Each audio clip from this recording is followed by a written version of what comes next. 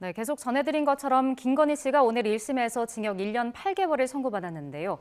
이번 선고 결과에 대한 의미를 서정빈 변호사와 함께 짚어보겠습니다. 어서 오십시오. 네, 안녕하십니까? 네, 김건희 씨가 오늘 실형을 선고받았는데 이제 헌정사에는 전직 대통령 부부가 동시에 실형을 받은 첫 사례로 남게 됐습니다.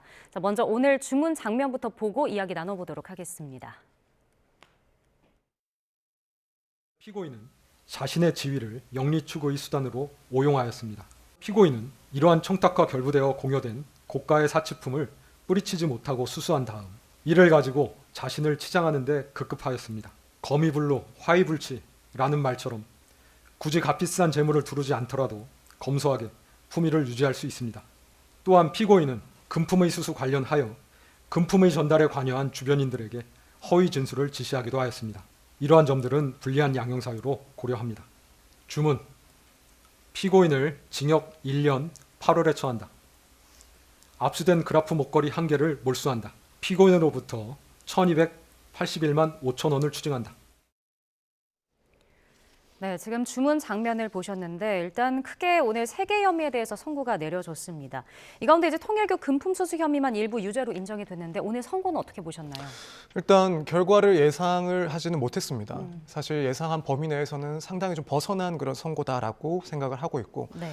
이제 물론 특검에서 15년을 구형을 했고 뭐 이제 전부 유죄로 판단을 받는다라고 하면 그래도 절반 정도 혹은 최소한 5년 이상 선고를 받을 가능성이 높다라고 봤는데 네. 지금 양형에 있어서도 지금 1년 8개월을 선고를 받았기 때문에 예측 범위를 상당히 넘어섰습니다. 그리고 일부 무죄를 받는다 하더라도 아마 그렇다면은 정치자금법 위반 문제는 조금 고민할 수 있지 않을까라고 생각을 했었는데 결과적으로 봤을 때는 도이치모터스 주가 조작 의혹 사건에 대해서도 무죄가 선고가 되면서 사실 뭐 저를 비롯한 많은 분들이 예측했던 범위 밖을 벗어나는 그런 선고가 아니었나 이렇게 생각이 됩니다. 네, 지금 말씀해주신 대로 앞서 특검은 김 씨에게 징역 5년을 구형했었는데 재판부는 오늘 1심에서 1년 8개월을 선고했단 말이죠. 이렇게 좀 차이가 크게 났던 이유는 어디에 있을까요? 일단 가장 큰 이유는 결국 이제 주요 범죄 혐의에 대해서 무죄가 선고가 됐기 때문에 큰 차이가 발생할 수밖에 없었습니다.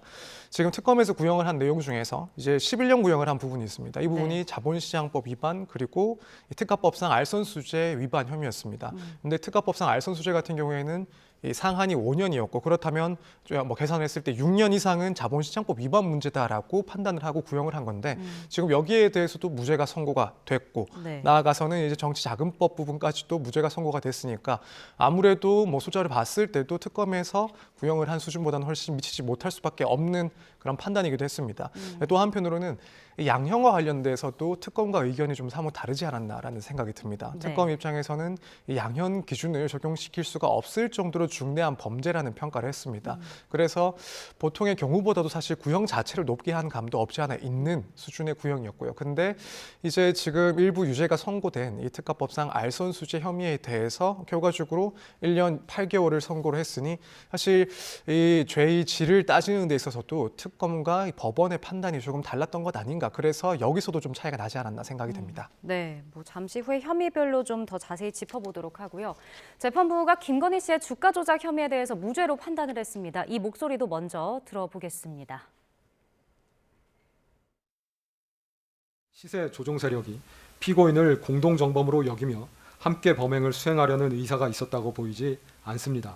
따라서 가사 피고인이 시세 조종 행위에 대한 인식이 있으면서 이를 용인하였다 하더라도 피고인에게 방조의 성립은 변론으로 하더라도 공동정범이 성립할 수는 없다고 보입니다.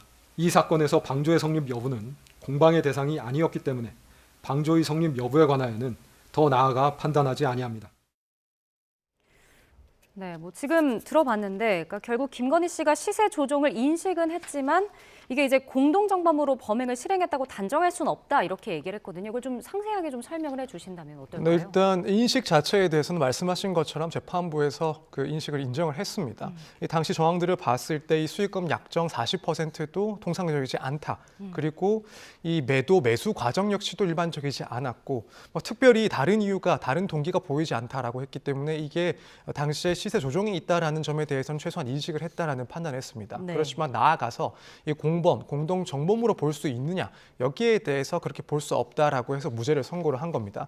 그래서 중요한 내용 중에 하나가 당시에 이 관련자들 중에서 누구도 이런 시세 조종 행위에 대해서 피고인 그러니까 김건희 씨에게 알려준 게 없다라는 겁니다. 그 밖에 또 다른 근거로 든 게 뭐 당시에 블랙펄이 이 김건희 씨에게 알리지 않고 일방적으로 이런 블록딜을 체결을 하면서 거기에 대한 수수료도 김건희 씨에게 물었다. 이걸 보면은 이 조직 내에 이런 집단 내의 그런 관계자라기보다는 밖에 있는 사람처럼 이 대우를 했다라는 점을 들어서 공동정범으로는 볼 수 없다라고 판단을 한 겁니다. 다만 이제 여기에 대해서도 앞으로 계속해서 비판점은 있을 수 있지 않나라는 생각이 듭니다. 사실 이런 조직 범죄에 대해서 공동정범으로 의율돼서 처벌되는 사람들은 많습니다. 그래서 조직을 따졌을 때 총책의 지위에 있는 사람도 있을 것이고 나아가서는 뭐 중간자 혹은 말단에 있는 사람도 있을 것입니다. 이들 모두가 공동정범으로 묶여서 처벌받는 경우들이 꽤 많은데 사실 이런 조직적인 범죄 전부를 말단 직원들 모두가 다 알 필요도 없고 또 알지 못하는 경우도 분명히 많습니다. 그래서 이 전체적인 범행 내용에 대해서 일부 사실만을 알고 있었다. 또 일부 사실을 몰랐다라는 것으로 이 공동정범이 해당하느냐 해당하지 않느냐는 사실 조금 불충분한 근거가 아닌가라는 생각이 듭니다. 오늘 선고 내용은 요지를 읽은 것이기 때문에 구체적인 이제 판단 근거를 이 판결문을 통해서 확인을 해봐야 되긴 하겠지만 만약에 이제 이 부분이 조금 문제가 될 수도 있지 않을까 여기에 대해서는 사실 뭐 비판의 여지는 여전히 남아 있을 것이다 이렇게 생각을 하고 있습니다. 네, 그 재판부가 이제 또 방조 성립이 별개 논의를 하더라도 뭐 공동 정범이 성립될 수 없다라고 밝히지도 않았습니까? 근데 이제 특검팀이 방조범으로 뭐 처벌을 검토해달라고 요청을 하거나 공소장 변경을 신청하지 않았는데 뭐 이 부분을 좀 지적을 한 건가요? 네, 그렇게 보입니다. 사실 저도 오늘 선고 내용을 듣기 전까지 특검에서는 일단 뭐 공동정범으로 기소를 했다 하더라도 뭐 예비적으로나마 이런 방조 혐의를 추가하지 않았을까라고 생각을 했었는데 막상 선고를 들어보니 방조로는 기소를 하지 않았고 또 이 부분을 예비적이나 혹은 선택적으로 병합을 하지 않았습니다. 그렇기 때문에 법원에서는 설사 공동정범에 해당하지 않는다라고 했을 때 그렇다면 방조범으로는 처벌할 수 있는지를 검토할 수가 없었다라는 입장이 충분히 이해가 가고요. 그래서 지금 이 점을 법원에서 특별히 언급을 한 부분은 분명히 방조범으로 이제 기소를 했을 때 혹은 뭐 예비적으로나마 병합을 했을 때 조금 다르게 판단할 부분도 있다라는 것을 암시하지 않았나라는 생각이 듭니다. 사실 김건희 씨와 유사한 지위로 비교를 되고 있던 사람이 계속 있어 왔습니다. 이제 과거에 이미 이 도이치모터스 주가 조작 의혹으로 주범들이나 또 관련자들이 처벌을 받았는데 그중에 이제 김건희 씨와 마찬가지로 이 전주 역할을 했다라고 기소까지 된 사람이 있었습니다. 1심에서는 공동정범으로 기소가 돼서 무죄가 됐었는데 2심에서는 결국 이제 공소장 변경을 통해서 방조범으로 처벌이 되었습니다. 그렇기 때문에 특검에서는 그런 사례와 비교했을 때 사실 방조범을 뭐 기소로 하는 것도 검토를 했어야 되지 않나라는 생각이 듭니다. 물론 이런 정황들을 봤을 때는 그 사람보다 훨씬 더 정범에 가깝다라고 판단을 한 그런 결과이긴 하겠습니다만 지금 이 결과적인 그런 상황을 봤을 때는 방조범을 검토받지 못한 부분은 조금 아쉽지 않나라는 생각이 듭니다. 네. 그리고 또 이제 정치자금법 위반도 보면 명태균 씨로부터 이제 여론조사 무상 제공받아서 이득을 취했다라는 혐의인데 이 부분도 무죄가 나왔습니다. 한번 좀 설명을 해주시죠. 네, 일단 재판부는 당시에 이제 명태균 씨가 이런 여론조사를 무상 제공한 경위에 대해서 이렇게 설명을 합니다. 이제 당시 미래한국연구소 영업 활동의 일환으로 정기적인 여론조사를 실시를 했고 그 결과를 여러 정치인들에게 배포를 했다라고 합니다. 그리고 이 김건희 씨 그리고 윤석열 전 대통령 부부가 여론조사 비용 상당 이익을 전속적으로 취득했다라고 보기 어렵다라고 판단했습니다. 그러니까 이 부분은 결국에는 명태균 씨가 기본적으로 자신의 영업 활동을 위해서 제공을 했던 것이고 그런 이익이 뭐 김건희 씨나 혹은 윤석열 전 대통령에게 귀속되지 않았기 때문에 정치자금법 위반 문제는 아니라고 본 겁니다.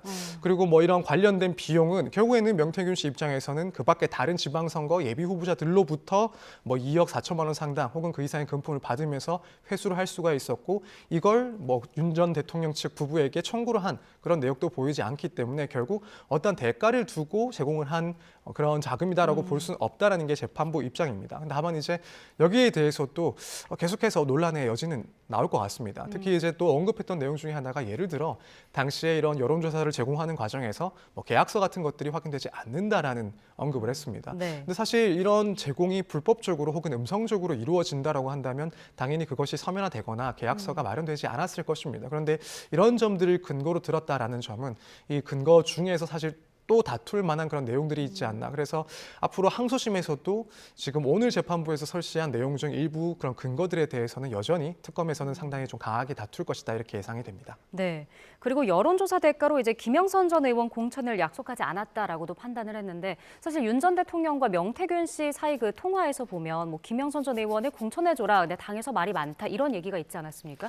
이 부분에 대해서는 결국 재판부는 그럼 당에게 그 결정권이 있었다 이렇게 본 건가요? 네, 일단 그렇게 판단을 했습니다. 이제 여기에 대해서 이제 공천의 대가가 아니었다라고 판단한 근거 중에 하나가 당시에 이제 명태균 씨가 이 공천을 위해서 김영선 전 의원의 이 공천을 받기 위해서 이곳저곳에 연락을 했다. 뭐 이준석 전 대표라든가 혹은 관계자들에게 여러 차례 부탁을 했고 심지어는 뭐 김건희 씨나 윤석열 전 대통령에게도 여러 차례 부탁을 했다라는 것은 확언을 듣지 못했기 때문이고 그렇다면은 이 여론조사를 제공한 그 대가라고는 볼 수가 없었던 정황이다라는 판단을 했습니다. 네.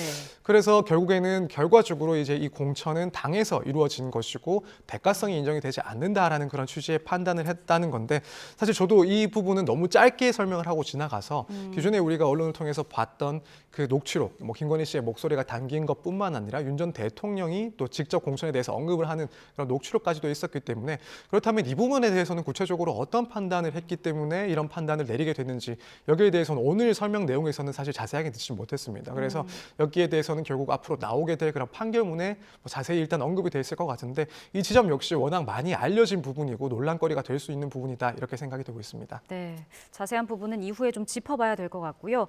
또 일부 유죄로 판단한 부분도 보겠습니다. 이제 통일교 금품 수수 혐의에서 유죄로 나온 부분이 있는데 일단 샤넬 가방 한 개는 대가성 선물로 인정이 안 됐고 이제 또 다른 샤넬 가방 그리고 그라프 목걸이는 알선 명목으로 받았다고 인정이 됐습니다. 근데 이게 왜 차이가 나는 걸까요? 결국 이런 각 금품을 받은 시점 근접해서 통일교 측에 청탁이 있었는지 여부에 따라서 조금 판단이 달라졌습니다.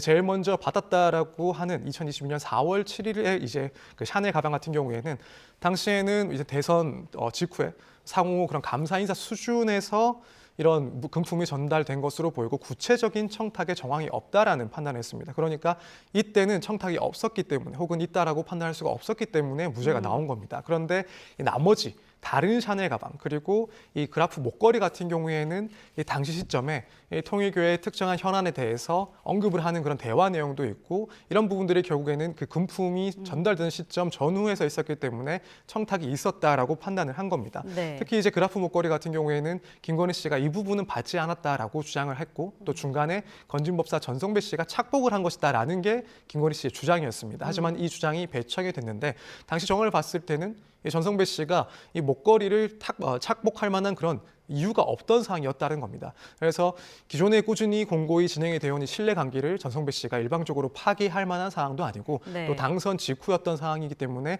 그러한 대담한 행동을 할 리도 없다라고 봐서 일단 받은 사실 자체도 인정이 됐었습니다. 네. 그 재판부가 오늘 이제 판단 이유를 설명하면서 한자 성어를 좀 언급을 하기도 했거든요. 이제 선고문을 낭독할 때는 한비자의 형무 등급을 언급했습니다. 근데 이게 보니까 이제 뭐 엄정하고 공정한 법 적용을 강조하는 것이다라고 하는데 어떤 의미를 담은 걸까요? 일단 재판부가 많이 고민을 했다라는 것은 어느 정도 비춰지는 그런 얘기가 아닌가라는 생각이 듭니다. 아무래도 재판부 입장에서는 정치적으로 민감한 사건이고 워낙 사회적으로 파장이 컸던 그리고 전 국민적인 관심사를 받는 사안이기 때문에 특히 더 신중했을 거고 이 양형을 하는 데 있어서도 그리고 유무죄를 따지는 데 있어서도 혹여나 이제 이런 여론이나 혹은 정치적인 배경 때문에 자칫 잘못된 판단을 하지 않을까 그것이 실제로 피고인에게 불리하게 되는 것도 상당히 경계를 하지 않았나라는 생각이 듭니다. 네. 그 고민 끝에 오늘 유무죄를 판단을 했고 또 양형까지도 고민을 했다라고 생각이 들고 결국 이걸 함축적으로 이야기하는 것이 법 앞에는 뭐 권력자든 혹은 권력은 잃은 사람이든 동일하게 취급을 해야 된다라는 말로 조금 함축적으로 언급을 한 게 아닌가라는 생각이 듭니다. 다만 이제 여기에 대해서도 아쉬운 것은 결국 책임의 크기를 따지는 데 있어서는 권력이 있었던 사람인지 혹은 일반적인 사람인지 이런 부분들은 충분히 따져보고 그 책임 범위에 맞는 만큼의 또 책임, 형량도 정하는 것이 사실은 보다 실질적인 평등을 실현하는 방법이 아닌가라는 생각이 듭니다. 그래서 좀 지나치게 엄격하게 판단을 하려다가 어떻게 보면 국민의 그런 법감정에 비추어 봤을 때는 조금 그런 법감정 혹은 눈높이에 맞지 않는 그런 판결이 아니었나라는 그런 생각도 조금 들고 있습니다. 네, 뭐 특검 같은 경우는 앞서 징역 15년, 벌금 20억 원, 추징금 9억여 원을 구형했기 때문에 뭐 오늘 이 선고를 보고 납득하기 어렵다고 하기도 했거든요. 당연히 항소할 것으로 좀 예상을 하셨나요? 네, 그렇습니다. 이 경우에는 항소를 안 할 수가 없는 사안이라고 생각이 됩니다. 일단 유무죄 판단에 있어서도 가장 중요하게 특검에서 생각을 했던, 그리고 국민들이 상당히 많이 관심을 가지고 있었던 이 주가 조작 혐의에 대해서 무죄를 선고를 받았기 때문에 일단 그 부분에 있어서도 특검 입장에서는 항소를 할 수밖에 없다라고 생각이 들고, 네. 또 이제 양형에 있어서도 지금 일부 인정이 된 이 알선수재에 대해서 1년 8개월이라는 양형 자체는 특검에서 주장했던 이 중대한 사안이다라는 점에 비추어 봤을 때는 사실 턱없이 낮은 결과값이라고 보여집니다. 그래서 사실상 특검 입장에서는 뭐 완패를 했다라고 해도 할 말이 없을 정도의 결과이기 때문에 네. 당연히 항소할 수밖에 없다 이렇게 보여집니다. 그런가 하면 이제 김건희 씨 측은 뭐 알선수재형이 좀 높게 나왔다면서 이 부분은 어떻게 할지 좀 고민하겠다라고 했습니다. 근데 이제 재판부 지적은 겸허히 수용을 하고 하겠다라고 했는데 앞으로 그럼 김 씨 측은 어떻게 할까요? 우선은 항소를 할 걸로 보입니다. 다만 이제 내용을 따졌을 때 김건희 씨 측 입장에서는 그래도 상당히 다행스러운, 어떻게 보면은 상당히 좀 이득을 본 그런 판결이 아닌가 이렇게 판단을 할 것 같습니다. 그래서 지금 전부 무죄를 주장하고 있던 상황에서 일부 유죄가 선고가 됐기 때문에 이 점을 이유로 해서는 우선은 이제 항소를 할 것으로 당연히 예상이 되고, 다만 이제 결과적으로는 이 1년 8개월한 형은 특검의 구형에 비추어 봤을 때나 일반적인 시각에 비추어 봤을 때는 상당히 감경된 수준이라고 보여지기 때문에 항소심에서 이제 다투는 모습은 1심과 비교했을 때는 상당히 좀 톤 다운된 모습이 아닐까 이렇게 생각이 됩니다. 네, 오늘 또 다른 선고도 있었습니다. 권성동 의원에게 금품 제공한 혐의를 받는 윤영호 전 세계본부장. 여기에 대해서는 이제 징역 1년 2개월이 선고가 됐거든요. 어떤 판단으로 봐야 할까요? 일단 일부 무죄가 선고되긴 했습니다. 뭐 일단 증거인멸 같은 경우에는 당시에 이 사건 그 특검의 수사 대상에 포함되지 않는다라고 봤기 때문에 공소 기각을 했고, 네. 또 이제 아까 김건희 씨가 처음 받았다라고 하는 샤넬백 이걸 전달한 부분 역시 또 일부 무죄를 받았습니다. 다만 그 밖의 물품을 전달한 것, 그리고 권성동 의원에게 1억 원을 전달한 것, 이런 중요 부분에 대해서는 유죄를 선고받았고 결과적으로 1년 2개월이라는 선고는 구체적인 정황을 따졌을 때는 어느 정도 합리적인 범위 내에 있지 않나라는 생각이 듭니다. 네. 일단 윤영호 전 본부장 같은 경우에는 이 통일교와 정치권의 그런 의혹에 대해서 상당히 중요한 진술자의 역할을 해왔었고 그 점이 일단 양형에 있어서도 상당히 반영이 된 그런 내용이었습니다. 따라서 이런 종합적인 사정에 비추어 봤을 때는 합리적인 범위 내다라고 생각이 되고, 일단 이 형 자체도 물론 의미가 있긴 합니다만 결국에는 이 사건 판결 선고에서 좀 중요하게 볼 것은 이 일련의 상황이 윤영호 전 본부장의 독단적인 행위가 아니라 뭐 본인이 계획은 했지만 결국에는 한학자 총재 등 이 지휘부의 승인을 얻고서 조직적으로 행했다라는 것을 인정한 판결이기 때문에 앞으로 이제 통일교와 관련된 그런 수사라든가 또 다른 재판에 있어서도 일종의 기준점이 될 수가 있는 그런 내용이었다. 이 점이 나름 더 중요한 부분이었다라고 생각이 됩니다. 네. 근데 이제 윤 전 본부장에게 이제 정치 자금을 받은 혐의로 이제 기소가 됐던 권성동 의원, 오늘 1심 있었는데 여기서 이제 징역 2년이 나왔습니다. 근데 김건희 씨가 관련 혐의로 이제 징역 1년 8개월을 선고받았는데 더 높게 나온 거잖아요. 이건 어떤 판단이었을까요? 네, 일단 재판부 입장에서는 결국 이 권성동 의원의 책임이 더욱 크다, 죄질이 더욱 좋지 않다라고 평가를 했다라고 일단 해석을 해야 될 것 같습니다. 네. 지금 이제 권성동 의원의 그 재판 선고의 그런 내용을 보면은 이런 형량을 설정하는 데 있어서 국회의원으로서 청렴해야 될 그런 의무를 또 위반을 했다라고 판단을 했고, 또 이제 권성동 의원의 그런 개인의 역사를 봤을 때는 오랜 기간 동안 검사 활동을 했었고 또 오랜 기간 동안 이 국회의원으로서 활동을 했었기 때문에 더욱이나 이제 이런 문제들에 대해서 충분히 인지를 하고 있었을 수밖에 없는데, 그럼에도 불구하고 이런 범행을 저질렀다라는 점, 그리고 실제 관계가 비교적 뚜렷하게 드러남에도 불구하고 이것을 계속 부인하는 태도를 보였기 때문에 이른바 뭐 반성하는 그런 태도를 볼 수가 없었다라는 점을 상당히 좀 따져본 것으로 보입니다. 그래서 일단 권성동 의원의 그런 재판부 입장에서는 구체적인 그런 피고인의 사정을 비춰 봤을 때 이 사건 죄질이 좋지 않다라고 평가를 했기 때문에 김건희 씨와의 그런 선고에서 형량의 차이가 있었다, 이렇게 이야기할 수 있을 것 같습니다. 네, 오늘 나왔던 이런 선고 결과들이 그렇다면 앞으로 윤 전 대통령이라든지 다른 관련자들 재판에 어떤 영향을 미칠까요? 우선 정치자금법 위반과 관련해서 김건희 씨가 이제 명태균 씨로부터 무상 여론조사 제공을 받았다라는 부분, 여기에 대해서는 무죄를 선고받았고, 그렇다면은 윤 전 대통령 역시 공범으로 얽혀서 재판을 또 받고 있는 상황이기 때문에 마찬가지 결론이 나올 가능성이 상당히 높아졌다라고 보입니다. 네. 이진관 재판부에서 해당 사건을 재판하고 있는데 일단 오늘 있을 김건희 씨의 그 재판도 한번 참고를 하겠다라고 이미 밝힌 바가 있기 때문에 네. 이 내용이 그대로 굳어질 가능성이 상당히 높아졌다. 따라서 이 부분은 무죄의 가능성이 존재한다라고 평가를 할 수 있을 것 같습니다. 그리고 이제 이 통일교와 관련돼서 통일교와 관련된 전반적인 재판 그리고 수사에 있어서는 상당한 영향을 줄 것이다. 앞서 말씀을 드린 것처럼 오늘 선고로 인해서 통일교와 이 정치계의 그런 연결고리에 대해서 재판부에서 충분히 파악을 하고 인정을 했기 때문에 그렇다면은 다른 관련 재판에 있어서도 상당한 영향을 미칠 것이다라고 보여지는데 다만 윤 전 대통령의 이 통일교와 관련된 부분에 대해서는 사실 뭐 수사라든가 재판이 조금 무리가 갈 수 있다는 생각이 듭니다. 왜냐하면 오늘 재판에서 김건희 씨에 대한 양형을 따지는 데 있어서 이런 통일교로부터 받은 청탁에 대해서는 윤 전 대통령에게 전달하지 않았다라는 그런 내용을 유리한 점으로도 참작을 했습니다. 네. 그래서 이 점을 뭐 그대로 다른 재판부나 혹은 수사기관에서도 인용을 하게 된다라고 한다면 윤 전 대통령과 통일교가 연결되어 있는 그런 쟁점에 대해서는 다소 뭐 수사기관이라든가 이 재판부가 판단하는 것이 조금 곤란해질 수도 있겠다 이렇게 생각이 됩니다. 알겠습니다. 오늘 말씀은 여기까지 듣겠습니다. 지금까지 서정빈 변호사와 함께했습니다. 고맙습니다. 감사합니다.